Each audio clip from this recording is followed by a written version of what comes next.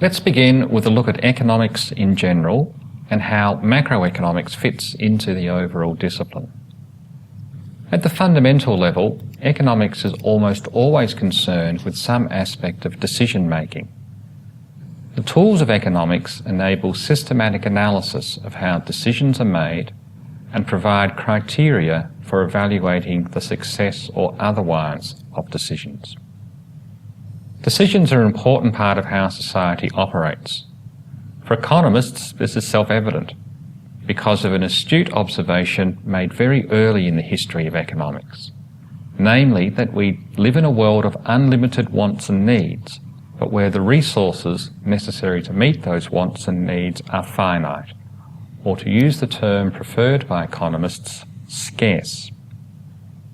And it is this scarcity of resources that means decision-making, in particular decisions about how those scarce resources will be allocated across competing needs, is of first-order importance to the functioning of any society, or indeed any part of that society.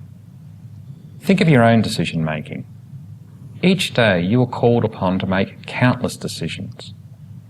These might range from decisions about what groceries to buy at the local store, how you might spend your time today, should you apply for that new job, when and where will you take your vacation this year, and so on. Each and every one of the decisions you make reflects the scarcity of the resources that are available to you.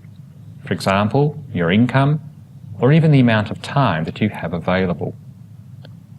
You will need to make informed choices, weighing up the pros and cons of each and every decision you make. And you will need to make the decisions that best meet your needs, or perhaps those of your family, community, or your workplace.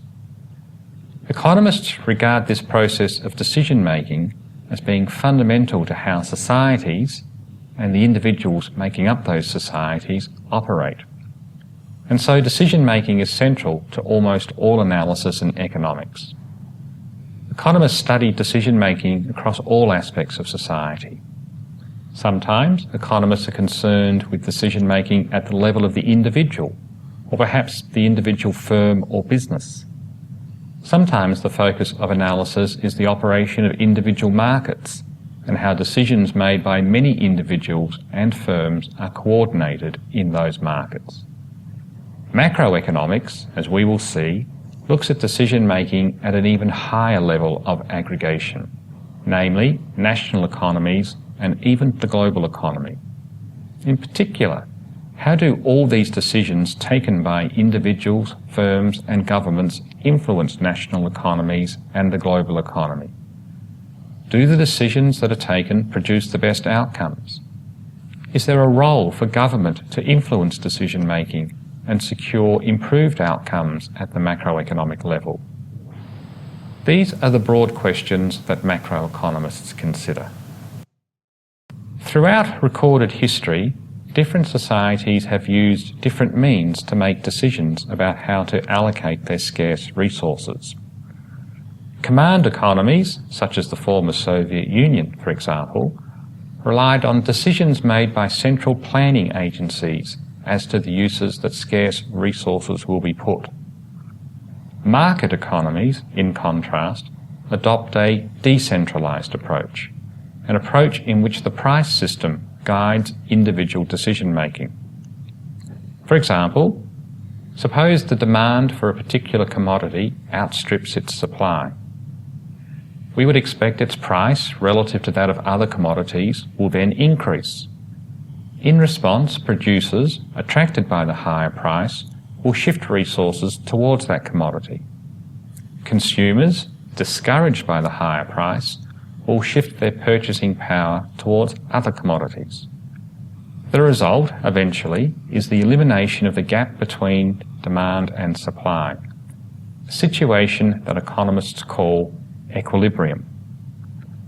Once in equilibrium, unless there is a fundamental change to market conditions that would cause the price to again change and producers and consumers to revise their decisions, the market will be at rest. The rise in price has guided consumers and producers' decisions to secure a coordination of their respective decision making. What consumers wish to purchase exactly matches what firms are prepared to produce. What is sometimes called the magic of markets achieves this coordination. Prices provide powerful signals that secure market outcomes that ensure a smooth process of coordinated decision making, a highly efficient way of dealing with the reality of scarce resources. Economics is traditionally divided into two main sub-disciplines, microeconomics and macroeconomics. To some extent, the division is arbitrary, and there are clearly defined links between the two, particularly from microeconomics into macroeconomics. And sometimes certain topics are difficult to assign to one discipline as opposed to the other. Nevertheless, most economists view themselves as working primarily in one of these two disciplines. Microeconomic analysis emphasises individual units in the economy and how they interact through the medium of the market. It is a powerful mode of analysis that provides insight into the motivations and decision-making of individual consumers and producers, the circumstances in which markets successfully coordinate their actions, and mind you, this doesn't always work, a theme we will come back to, and the role government can play in addressing instances of market failure. Here are some examples of what might be regarded as typical microeconomics questions. But I stress the field is much broader than this, encompassing virtually all aspects of individual decision-making and the complex interactions that exist between individuals and the economic institutions such as the market that have evolved through time. With a limited budget, how should members of an individual household organise spending across goods and services? Given market conditions, how does a firm choose how much to produce? Will prices coordinate household spending and firms' production in a way that best allocates society's scarce resources? Macroeconomics, in contrast, and as the name suggests, shifts the emphasis away from the individual towards the aggregate. The name itself is derived from the Greek word makros, meaning large. As a generalization, one can think of macroeconomics as dealing with economic outcomes at the level of national economies and the global economy. However, the distinction between microeconomics and macroeconomics is not quite as stark as I have portrayed it. Many of the important analytical breakthroughs in macroeconomics, particularly in recent times, have come about by considering how the decision-making of individual units in the economy aggregates up to affect economic outcomes at the larger scale. An important part of modern macroeconomics is to consider what's known as its microeconomic foundations. And whilst this course will be devoted to macroeconomics, you will, by necessity, learn some microeconomics along the way. Here are some examples of questions studied by macroeconomists. Indeed, it is precisely these questions that we are going to answer in this course. What factors determine how much output a nation produces? Why do recessions occur? Why do different economies have different rates of inflation? What roles do monetary and fiscal policy play in managing the economy? And what are the sources of a nation's long-run growth? Let me return briefly to the market mechanism and to two of the most important concepts in economics, what are known as the fundamental theorems of welfare economics. The reason for having a look at this is to place the study of macroeconomics into some context. For many of the main problems studied by macroeconomists occur because of a breakdown in these fundamental theorems as they apply to the real world. The first fundamental theorem states that under ideal conditions, decentralized decision-making conducted through the medium of the market will lead to what is known as an optimal, that is, the best possible, allocation of resources. Economists are very precise when talking about optimal outcomes. What is meant by optimal is a situation in which there exists no possible way of reallocating resources that would make any one individual better off without harming at least one other individual. One can think of this as the no free lunch principle. When optimality has been achieved, one can't improve the welfare of any single person without harming at least one other person. However, if optimality has not been achieved, then unambiguous improvements in welfare can be achieved. People can be made better off through a reallocation of resources without harming anyone. The first fundamental theorem, which has a most elegant mathematical proof, states that decentralized decision-making in response to price signals and under certain ideal conditions yields an optimal outcome. This outcome is often known as Pareto optimality.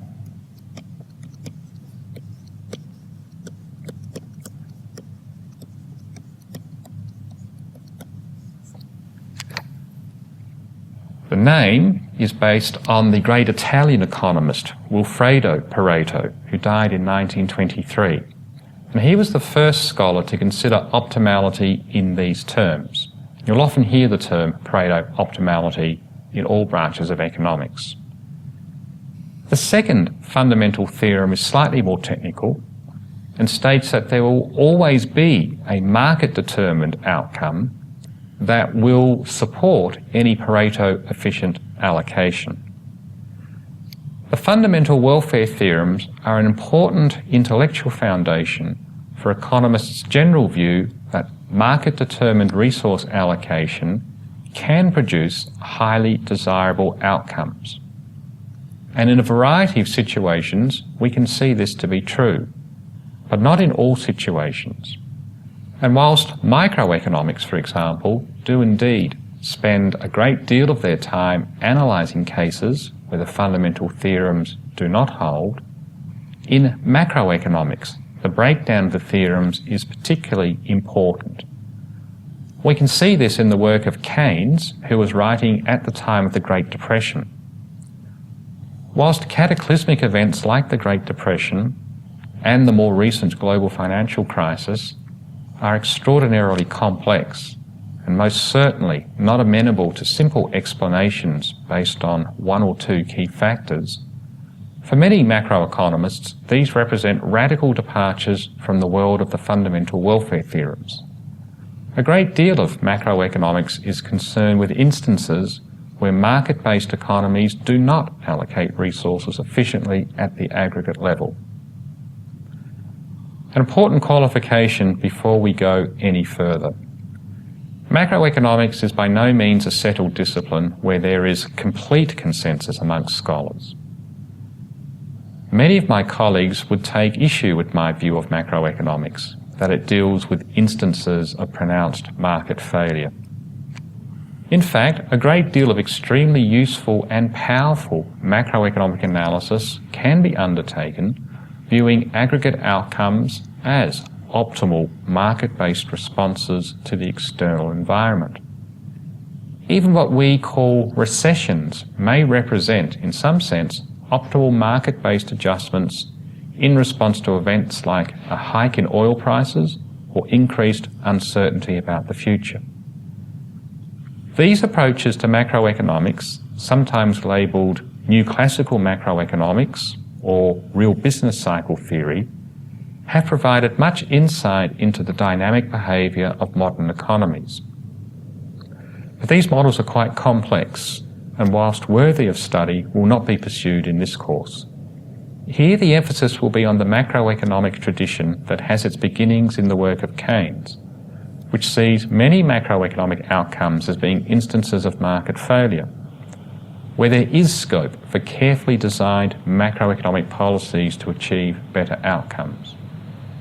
As we have seen during the global financial crisis, This view of the macroeconomy is one widely held by governments across the world.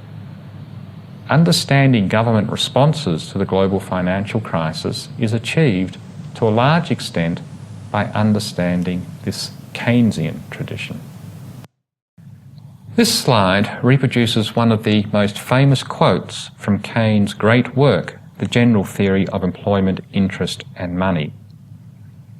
Keynes' argument was based around the hypothesis that optimal resource allocation, achieved through decision-making in response to market-based price signals, was a special case of a more general way of thinking about the economy. In this general model of the economy, equilibrium at the macroeconomic level can be consistent with a situation in which there is unemployed labour and businesses are working at less than full capacity. Whilst an equilibrium, that is, the economy is at rest, this cannot be optimal in the Pareto sense.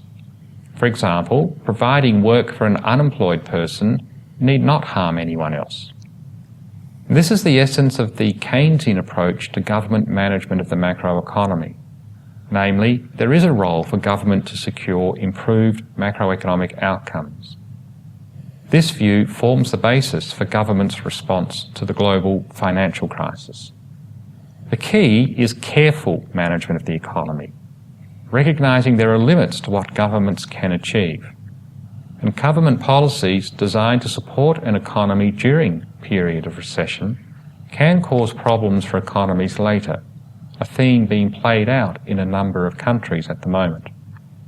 As well as outlining the intellectual foundation for government's responses to events like the global financial crisis, we will, in this course, think carefully about the wider implications of such policies. Let me now begin to outline 3 key themes in macroeconomics that will form the basis for our course. The first I've called indicators and performance. What do macroeconomists look at to decide the quality of an economy's performance? As you will see in this course, a great deal of macroeconomic analysis is designed to understand the factors that influence a nation's gross domestic product, or GDP. And we will devote our second lecture to understanding what GDP actually measures and why it is such an important concept. For now, it is enough to think of GDP as a measure of goods and services produced in an economy over a particular time period. It's actually a much more subtle concept than that, but we will consider this in more detail in Lecture 2. The chart shown here is gross domestic product for the United States. No matter which country you live in, you'll be able to find similar data that relate to your location. These data are routinely published in countries' national accounts, usually prepared by the official government statistical agency. I want to draw your attention to 2 features of the GDP data. First is its long-run upward trend. In general, over long periods of time, economies are able to produce more goods and services than was previously the case. And this has been a defining characteristic of most, if not all, economies since the Industrial Revolution. We will look in this course at some of the key ideas macroeconomists have developed to understand why GDP increases in this way over the long run. This is the subject matter of what is called growth economics, an important branch of macroeconomics and an area where some of the most exciting recent developments in the discipline have occurred. The second feature, as apparent from the GDP data, is that there are occasional interruptions to this long-run growth. In the chart, these are shown by the shaded areas, and they represent recessions. Why long-run growth is interrupted in this way is the key question addressed by business cycle analysis. It was this question that Keynes addressed in his general theory. and it is this question that has been front and centre in the minds of macroeconomists ever since the publication of the general theory. We will be spending a lot of our time thinking about exactly this issue. Another important indicator of macroeconomic performance is the rate of inflation, the rate at which the general level of prices in the economy is changing. This chart shows the United States inflation rate since the late 1940s.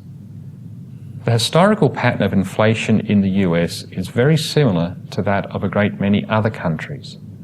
Highly variable in the 1950s, gradually increasing in the 1960s, remaining stubbornly high in the 1970s, thereafter gradually falling and being for the most part far less volatile. There is one other feature of the inflation data I wish to draw your attention to, because we will return to this in some detail. This is the tendency for the inflation rate to fall during periods of recession. This suggests a theme that we will explore in this course, the interrelationship that exists between GDP and macroeconomic performance more generally and inflation. Another important key indicator of an economy's performance is its rate of unemployment. The chart shows a key characteristic of unemployment that we will explore in this course, namely how unemployment increases rapidly during recessions. With unemployment, we see the human cost of the business cycle. Avoiding recessions, as long as it is done in a responsible way, would be one of the key contributions governments could make to securing the welfare of a great many people. The costs of large-scale unemployment, as we will see, can be huge.